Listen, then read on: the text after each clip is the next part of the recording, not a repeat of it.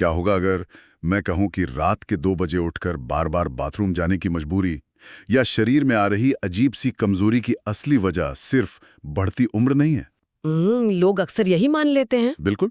और क्या हो अगर इसका सीधा कनेक्शन रोज सुबह पिए जाने वाले उस 1 गिलास दूध और मीठे से हो जिसे हम बहुत सेहतमंद मानते हैं? ये सच में चौंकाने वाला है, क्योंकि हमारी डाइट का असर बहुत गहरा होता है। तो आज की इस गहन चर्चा में हम कुछ ऐसा समझने वाले हैं जो पुरुषों के स्वास्थ्य को देखने का नजरिया पूरी तरह से बदल देगा। हम बात कर रहे हैं प्रोस्टेट स्वास्थ्य की। जी हाँ, अक्सर लोग इसे बुढ़ापे की एक आम बीमारी मानकर बस नजरअंदाज कर देते हैं। लेकिन आज हमारे पास जो रिसर्च और मेडिकल नोट्स हैं वो एक बिल्कुल अलग ही कहानी बयां कर रहे हैं। वो बता रहे हैं कि प्रोस्टेट की समस्याएं असल में पूरे शरीर के हार्मोन्स और जीवन शैली का एक बहुत बड़ा अलार्म सिस्टम है। एकदम सही कहा आपने। ठीक है, तो चलिए इसे विस्तार से समझते हैं। आज हमारा उद्देश्य मेडिकल भाषा की भारी भरकम जटिलताओं को हटाकर उन तथ्यों को सामने लाना है जो रोजमर्रा के जीवन, हमारी थाली और हमारे तनाव से सीधे जुड़े हैं। मतलब भले ही कोई व्यक्ति जीव विज्ञान का विशेषज्ञ ना हो, लेकिन हमारी रोजमर्रा की चीनी, दूध और तनाव शरीर के अंदरूनी तंत्र को कैसे प्रभावित करते हैं, ये समझना हर किसी के लिए बेहद जरूरी है। हाँ, क्योंकि ये सब हमारे रोज के रूटीन का हिस्सा है। बिल्कुल। और ये सच में एक बहुत ही महत्वपूर्ण दृष्टिकोण है। देखिए, हम अक्सर शरीर के अंगों को अलग अलग हिस्सों के रूप में देखते हैं, जैसे कार के पुर्जे हों। अलग अलग पार्ट्स की तरह। हाँ, लेकिन इंसान का शरीर एक पूरा इकोसिस्टम है। जब प्रोस्टेट में कोई समस्या आती है तो ये सिर्फ एक अंग का काम बंद करना नहीं है। तो फिर ये क्या है? ये इस बात का सीधा संकेत है कि पूरे शरीर के हार्मोनल संतुलन और सूजन नियंत्रण प्रणाली यानी इन्फ्लेमेशन कंट्रोल में कहीं कुछ बहुत बड़ी गड़बड़ चल रही है। अच्छा, तो बीमारियों और उनके कारणों पर बात करने से पहले मुझे लगता है ये समझना बहुत जरूरी है कि शरीर में ये छोटा सा अंग असल में करता क्या है। जी, इसके बिना हम आगे की कहानी नहीं समझ पाएंगे। सही बात है। तो ये केवल पुरुषों में पाया जाने वाला एक अखरोट के आकार का छोटा सा अंग है और इसकी लोकेशन बहुत दिलचस्प है। हाँ, इसकी जगह ही सारी समस्याओं की जड़ बनती है आगे चलकर। बिल्कुल। ये मूत्राशय यानी ब्लैडर के ठीक नीचे और मलाशय, जिसे रेक्टम कहते हैं, उसके सामने होता है। और जो सबसे अहम बात है वो ये कि ये मूत्रमार्ग, जिसे यूरेथ्रा कहते हैं, उसको चारों ओर से एक रिंग की तरह घेरे रहता है।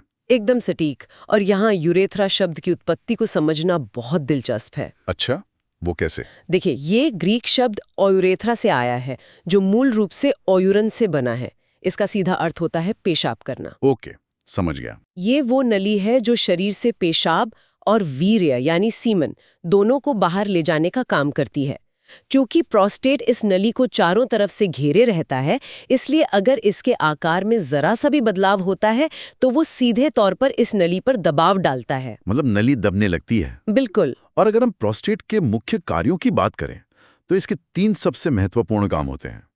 पहला काम तो सीधे तौर पर मानव जीवन की उत्पत्ति से ही जुड़ा है। वो सेमिनल फ्लूइड वाला काम। जी हाँ, सेमिनल फ्लूइड या प्रोस्टेटिक फ्लूइड बनाना। हाँ, और मैंने पढ़ा कि ये फ्लूइड क्षारीय यानी एल्कलाइन होता है।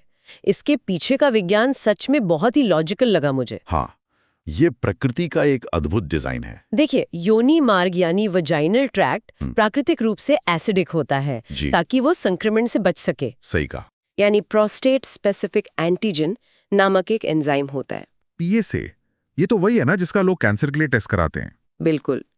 आमतौर पर लोग पीएसए को सिर्फ प्रोस्टेट कैंसर के टेस्ट से जोड़कर ही देखते हैं, लेकिन शरीर में इसका एक असली और बहुत जरूरी काम है। अच्छा, वो क्या है? ये स्खलन के बाद वीर्य को तरल बनाने में मदद करता है ताकि शुक्राणु आसानी से तैरकर आगे बढ़ सके और फर्टिलिटी बेहतर हो। अरे वाह, ये तो बहुत जरूरी काम है। हाँ, इसके अलावा प्रोस्टेट का दूसरा बड़ा काम है स्खलन या एजैक्यूलेशन में मदद करना। जब स्खलन होता है तो प्रोस्टेट की मांसपेशियां सिकुड़ती हैं और वीर्य को बाहर धकेलती हैं। जी, वो वीर्य को बहुत तेजी से उसी यूरेथ्रा में धकेलती हैं। और इसका तीसरा काम हार्मोन से जुड़ा है ना? जी हाँ, हार्मोन प्रोसेसिंग। प्रोस्टेट को स्वस्थ रहने और अपना काम ठीक से करने के लिए टेस्टोस्टेरोन जैसे हार्मोन्स की बहुत ज्यादा जरूरत होती है। साथ ही चूंकि ये यूरेथ्रा को घेरे रहता है, इसलिए इसके मसल फाइबर मूत्र के प्रवाह को नियंत्रित करने में भी मदद करते हैं। तो एक तरह से प्रोस्टेट शरीर के एक बहुत ही व्यस्त चौराहे के ट्रैफिक कंट्रोलर की तरह काम कर रहा है, ये बहुत अच्छी तुलना है, बिल्कुल वैसा ही है। जिसके पास पेशाब और वीर्य दोनों के सुचारू प्रवाह को सुनिश्चित करने की बहुत बड़ी जिम्मेदारी है। आप जरा सोचिए, अगर ये ट्रैफिक कंट्रोलर ही बीमार पड़ जाए या उसका आकार इतना बढ़ जाए कि वो पूरे चौराहे को ही घेर ले, तो क्या होगा? पूरा ट्रैफिक जैम हो जाएगा। वही तो, पूरा सिस्टम बुरी तरह से जाम हो जाएगा। ब्लैडर को पेशाब बाहर निकालने के लिए बहुत ज्यादा जोर लगाना पड़ेगा और उसका असर पूरे शरीर पर पड़ेगा। हाँ, और क्योंकि ये कंट्रोलर यूरेथ्रा को घेरे रहता है, इसलिए जब इसका आकार बढ़ता है तो इसका असर केवल बाथरूम के बार बार चक्कर लगाने तक ही सीमित नहीं रहता। ये यौन स्वास्थ्य पर भी एक बहुत खतरनाक डोमिनो इफेक्ट डालता है। अगर हम इसे व्यापक नजरिए से देखें, यानी if we connect this to the bigger picture, तो जब हम बीपीएच यानी बिनाइन प्रोस्टेटिक हाइपरप्लेजिया की बात करते हैं, जिसे आम भाषा में प्रोस्टेट का बढ़ना कहते हैं, जी, तो हमें ये समझना होगा कि ये पूरे शरीर के तंत्र को कैसे प्रभावित कर रहा है। उदाहरण के लिए यौन इच्छा या लिबिडो को ही ले लीजिए। तो क्या प्रोस्टेट के बढ़ने से यौन इच्छा कम हो जाती है? देखिए, प्रोस्टेट का आकार बढ़ना सीधे तौर पर किसी की यौन इच्छा को कम नहीं करता। ऐसा नहीं है कि प्रोस्टेट बड़ा हो गया तो दिमाग ने इच्छा खत्म कर दी। अच्छा, तो फिर असल वजह क्या है? असल में प्रोस्टेट का बढ़ना शरीर में एक बहुत गहरे हार्मोनल असंतुलन का संकेत होता है, खासकर कम टेस्टोस्टेरोन और ज्यादा एस्ट्रोजन का होना। ओह, तो ये हार्मोन्स का खेल है। बिल्कुल, और यही हार्मोनल असंतुलन लिबिडो को गिराता है। और बात सिर्फ इच्छा की नहीं है, बात यांत्रिकी यानी मैकेनिक्स की भी है। मैंने नोट्स में देखा कि इरेक्शन या स्तंभन पर इसका सीधा असर पड़ता है। हाँ, क्योंकि नसों का जाल वहीं बिछा होता है। सही कहा। प्रोस्टेट उन नसों और रक्त वाहिकाओं के बहुत करीब स्थित होता है जो इरेक्शन के लिए जिम्मेदार होती हैं। जब प्रोस्टेट सूजकर एक गोल्फ बॉल या टेनिस बॉल जितना बड़ा हो जाता है तो ये एक भारी पत्थर की तरह काम करता है जो उन नाजुक नसों पर भारी यांत्रिक दबाव डालता है और रक्त संचार को रोक देता है। तो क्या इसका मतलब ये है कि जिसे सिर्फ बढ़ती उम्र की समस्या मानकर लोग नजरअंदाज कर देते हैं, वो असल में नसों पर पड़ रहे दबाव और हार्मोन्स के असंतुलन का एक मिलाजुला नतीजा है? एकदम सटीक। ये सिर्फ उम्र का असर नहीं है, ये यांत्रिक दबाव, खराब ब्लड सर्कुलेशन और शरीर की क्रॉनिक सूजन मिलकर इरेक्शन को कमजोर कर देते हैं। समझ रहा हूं। और इसका असर स्खलन पर भी पड़ता है। चूंकि प्रोस्टेट वीर्य को बाहर धकेलने के लिए एक पंप का काम करता है, इसलिए जब वो खुद ही सूजा हुआ और बीमार हो तो स्खलन कमजोर हो सकता है। और दर्द भी होता होगा? जी हाँ, वीर्य की मात्रा घट सकती है और ये प्रक्रिया बहुत दर्दनाक भी हो सकती है। कुछ मामलों में तो रिट्रोग्रेड स्खलन की स्थिति आ जाती है। एक मिनट, ये क्या होता है रेट्रोग्रेड स्खलन? इस स्थिति में प्रोस्टेट के सिकुड़ने की प्रणाली इतनी ज्यादा बिगड़ जाती है कि स्खलन के समय वीर्य शरीर से बाहर निकलने के बजाय पीछे की तरफ चला जाता है। पीछे की तरफ मतलब ब्लैडर में? हाँ, मूत्राशय यानी ब्लैडर में चला जाता है। ये तंत्रिका और मांसपेशियों के तालमेल के पूरी तरह से टूट जाने का परिणाम है। बाप रे, ये तो सच में एक डरावनी तस्वीर है। यहाँ पर आके बात सच में बहुत दिलचस्प हो जाती है। क्योंकि अब हम असली कारणों पर आ रहे हैं। बिल्कुल, क्योंकि अगर ये मुख्य रूप से हार्मोन्स और सूजन की समस्या है तो सवाल ये उठता है कि आखिर वो कौन सी चीजें हैं जो हार्मोन्स को इस कदर बिगाड़ रही हैं? और इसका जवाब हमारे आसपास ही है। हाँ, आंकड़े बताते हैं कि 40 साल से कम उम्र में ये समस्या दुर्लभ है, लेकिन 50 की उम्र तक आते आते 50% पुरुषों में और 80 की उम्र तक 80% पुरुषों में प्रोस्टेट बढ़ने के लक्षण दिखने लगते हैं। ये टेस्टोस्टेरोन और डीएचटी हार्मोन के असंतुलन के कारण होता है। लेकिन असली मुजरिम सिर्फ कैलेंडर के बदलते पन्ने नहीं हैं, वो हमारी रोजमर्रा की थाली में बैठे हैं, जैसे कि डेयरी। जी, डेयरी प्रोडक्ट्स का बहुत बड़ा रोल है इसमें। रुकिए, यहीं पर मुझे एक बड़ा सवाल पूछना है। बचपन से हमें सिखाया गया है कि दूध हड्डियों के लिए सबसे अच्छा है, ये शरीर को ताकत देता है। बिल्कुल, हर घर की यही कहानी है। और अब ये कहा जा रहा है कि रोजमर्रा का दूध प्रोस्टेट कैंसर और सूजन का कारण बन रहा है। ये कैसे संभव है? ये तो पूरी तरह से उस धारणा के खिलाफ है जो हम सालों से मानते आ रहे हैं। ये सवाल बहुत लाजमी है और इसका जवाब आधुनिक डेयरी उद्योग की कार्यप्रणाली में छिपा है। मतलब आजकल जिस तरह से दूध निकाला जा रहा है। हाँ, 100 साल पहले का दूध और आज का दूध एक समान नहीं है। आजकल दूध का उत्पादन बढ़ाने के लिए गाय भैंसों को ऑक्सीटोसिन के इंजेक्शंस दिए जाते हैं, जो कि बहुत क्रूर है। जी, ये जानवरों के लिए बहुत दर्दनाक होता है और उनके थनों में भारी सूजन पैदा करता है। जब जानवर के शरीर में सूजन होती है तो उसके दूध में भी इन्फ्लेमेटरी सेल्स आ जाते हैं। और वो दूध हम पीते हैं। बिल्कुल। इसके अलावा ये बाहरी हार्मोन्स दूध के जरिए इंसानों के शरीर में प्रवेश कर जाते हैं। यानी हम सिर्फ दूध नहीं पी रहे हैं, हम किसी दूसरे जीव के तनाव और उसके हार्मोन्स का कॉकटेल पी रहे हैं। एकदम सही। ये बाहरी हार्मोन्स शरीर के प्राकृतिक हार्मोनल संतुलन को पूरी तरह से बिगाड़ देता है। यहाँ तक ये बच्चों में समय से पहले यौवन या प्यूबर्टी का कारण भी बन रहा है। समय से पहले प्यूबर्टी? हाँ, वैसे प्यूबर्टी शब्द लैटिन के प्यूबर्टास से आया है, जिसका अर्थ है परिपक्वता। लेकिन जब हार्मोन्स की वजह से ये परिपक्वता 9 या 10 साल की उम्र में आने लगे तो ये एक बहुत बड़ी खतरे की घंटी है। ये तो सच में चिंताजनक है। इसके अलावा डेयरी से मिलने वाला बहुत ज्यादा कैल्शियम शरीर में विटामिन डी के स्तर को गिरा देता है। और विटामिन डी प्रोस्टेट कैंसर से बचाव के लिए बहुत जरूरी है ना? जी, वो एक ढाल की तरह काम करता है। और सिर्फ दूध नहीं, मांस के लिए जानवरों को दिए जाने वाले ग्रोथ हार्मोन्स भी इसी तरह इंसानों में जाकर हार्मोन्स का संतुलन बिगाड़ते हैं। ये तो हुई दूध और मांस की बात, लेकिन जो दूसरा सबसे बड़ा मुजरिम है वो शायद हर किसी की रसोई में मौजूद है, चीनी, मीठा। ओहो, चीनी का विज्ञान तो और भी ज्यादा हैरान करने वाला है। मैंने पढ़ा कि चीनी सीधा कैंसर सेल्स को फीड करती है। बिल्कुल। कैंसर कोशिकाएं ऊर्जा के लिए मुख्य रूप से चीनी पर ही पनपती हैं। कैंसर रिसर्च 2016 की एक रिपोर्ट साफ तौर पर दिखाती है कि कैसे चीनी प्रोस्टेट कैंसर की कोशिकाओं को तेजी से बढ़ने के लिए ईंधन देती है। लेकिन चीनी सिर्फ कैंसर वालों के लिए खतरनाक नहीं है, ये तो आम प्रोस्टेट के बढ़ने यानी बीपीएच का भी एक बड़ा कारण है। और जी हाँ, सूजन के जरिए। मुझे ये तंत्र समझना है कि आखिर एक चम्मच चीनी कैसे प्रोस्टेट के आकार को बढ़ा सकती है। इसके पीछे सीधा विज्ञान है, इंसुलिन और पेट की चर्बी का। देखिए, जब भी ज्यादा मीठा खाया जाता है तो शरीर उसे संभालने के लिए भारी मात्रा में इंसुलिन बनाता है। ब्लड शुगर को कंट्रोल करने के लिए। सही कहा। और ये लगातार इंसुलिन का बढ़ना पूरे शरीर में एक क्रॉनिक सूजन पैदा कर देता है। 2019 के जर्नल ऑफ यूरोलॉजी की स्टडी यही साबित करती है कि सूजन से प्रोस्टेट का आकार बढ़ता है। अच्छा। लेकिन इससे भी खतरनाक बात यह है कि ज्यादा चीनी से पेट की चर्बी बढ़ती है। और ये पेट की चर्बी यानी बेली फैट कोई बेजान चीज नहीं है। तो ये क्या करती है? सिर्फ वजन ही तो बढ़ाती है? नहीं, ये पेट की चर्बी एक एक्टिव फैक्ट्री की तरह काम करती है। ये एरोमेटेज नाम का एक एंजाइम बनाती है। एरोमेटेज?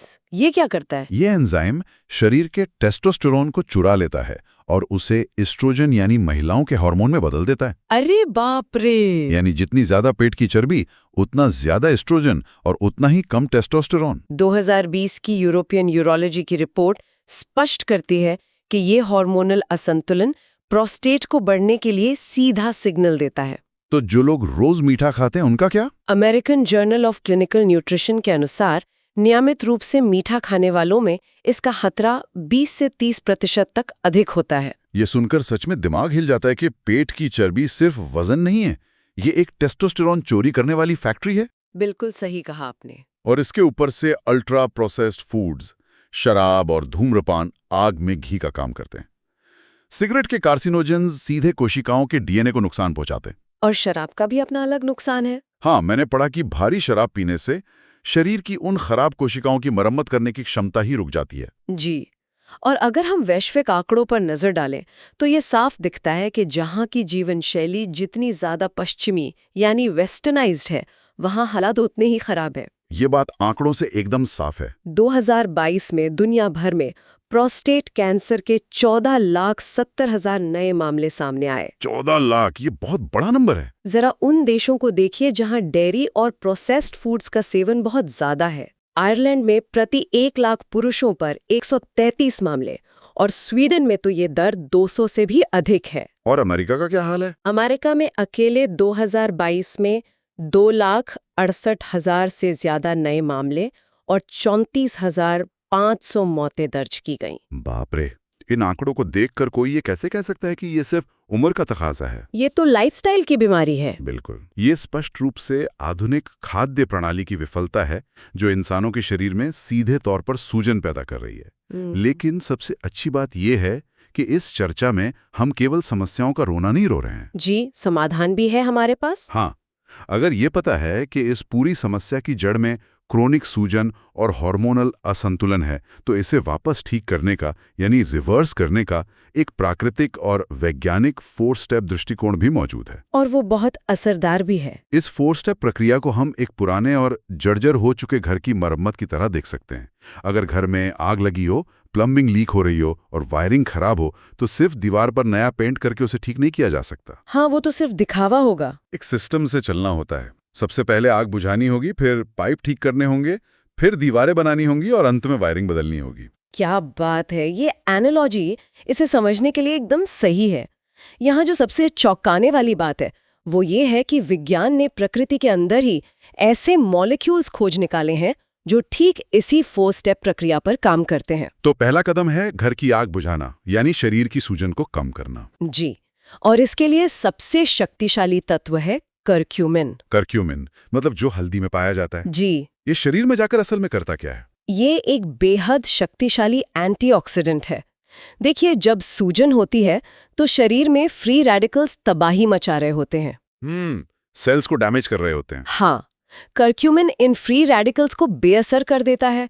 ये प्रोस्टेट की सूजन को शांत करने के साथ साथ हमारी इम्यूनिटी और मस्तिष्क को भी सपोर्ट करता है। और जब सूजन की आग बुझ जाती है तब दूसरे कदम की बारी आती है। बिल्कुल। दूसरा कदम, घर की प्लम्बिंग ठीक करना, यानी प्रोस्टेट को सीधा और लक्षित सपोर्ट देना। यहाँ सॉ पाल्मेटो नाम के एक बहुत ही खास पौधे के एक्सट्रैक्ट की बात आती है। ये बहुत ही दिलचस्प तरीके से काम करता है। हाँ, मैंने नोट्स में देखा। हमने पहले बात की थी कि कैसे टेस्टोस्टेरोन का डीएचटी में बदलना प्रोस्टेट को बड़ा करता है। हाँ, सॉ पाल्मेटो शरीर में उस एंजाइम को ही ब्लॉक कर देता है जो टेस्टोस्टेरोन को डीएचटी में बदलता है। इसे 5-अल्फा रिडक्टेस कहते हैं। जब डीएचटी कम होता है तो प्रोस्टेट का बढ़ना रुक जाता है। ये तो सीधा जड़ पर वार करता है। इसके साथ ही गोखरू हार्मोन्स को सपोर्ट करता है और फ्लैक्स लिग्नेंस शरीर से गंदगी बाहर निकालते हैं। यही वो चरण है जो रात में बार बार पेशाब आने की समस्या को सीधे तौर पर कम करता है। इसके बाद आता है तीसरा कदम, टूटी हुई दीवारों की मरम्मत करना, यानी सेल्यूलर रिपेयर। जी, कोशिकाओं को वापस ठीक करना। इसके लिए शरीर को माइक्रो न्यूट्रिएंट्स की जरूरत होती है, खासकर जिंक और सेलेनियम की। क्या आपको पता है कि पूरे शरीर में जिंक की सबसे ज्यादा मात्रा प्रोस्टेट में ही पाई जाती है? हाँ, ये बहुत कम लोग जानते हैं। ये खनिज प्रोस्टेट की कोशिकाओं की सुरक्षा और उनकी मरम्मत के लिए एक ढाल की तरह काम करते हैं। और फिर आता है आखिरी और चौथा कदम, घर की खराब वायरिंग को बदलना, यानी हार्मोन्स का संतुलन वापस लाना। और इसके लिए ओमेगा 369 फैटी एसिड्स बहुत जरूरी हैं। जी हाँ, ये शरीर के वसा चयापचय यानी फैट मेटाबॉलिज्म को ठीक करते हैं, खराब चर्बी को कम करते हैं और पूरे शरीर में रक्त प्रवाह को दुरुस्त करते हैं, जिससे यांत्रिक दबाव कम होता है। बिल्कुल। ये 4 स्टेप प्रक्रिया बहुत ही वैज्ञानिक है। सूजन कम करो, डीएचटी को रोको, कोशिकाओं की मरम्मत करो और हार्मोन्स को बैलेंस करो। लेकिन एक मिनट, क्या हुआ? अगर कोई व्यक्ति ये सोचे कि वो रोज पिज्जा खाएगा, मीठी चाय पिएगा और सिर्फ इन तत्वों वाले सप्लीमेंट्स खाकर ठीक हो जाएगा, तो ऐसा तो नहीं होने वाला है ना? अरे बिल्कुल नहीं। सप्लीमेंट्स कोई जादू या चमत्कार नहीं है। इस पूरी प्रक्रिया में सबसे ज्यादा जोर फूड करेक्शन पर दिया गया है। मतलब खाने में सुधार? हाँ, जब तक रोजमर्रा की थाली में बदलाव न किया जाए, कोई भी प्राकृतिक या वैज्ञानिक तरीका काम नहीं करेगा। उन चीजों को तुरंत बंद करना होगा जो शरीर में आग लगा रही हैं। जैसे कि गेहूं, किसी भी तरह की डेली, रिफाइंड चीनी और पैकेट बंद खाना। तो फिर खाना क्या है अगर ये सब बंद कर दें? इनकी जगह आहार में बाजरा यानी मिलेट्स, ताजे फल, सब्जियां और बीजों को शामिल करना होगा। बीजों में कौन से बीज? खासकर अलसी और कद्दू के बीज यानी फ्लेक्स सीड्स और पंपकिन सीड्स।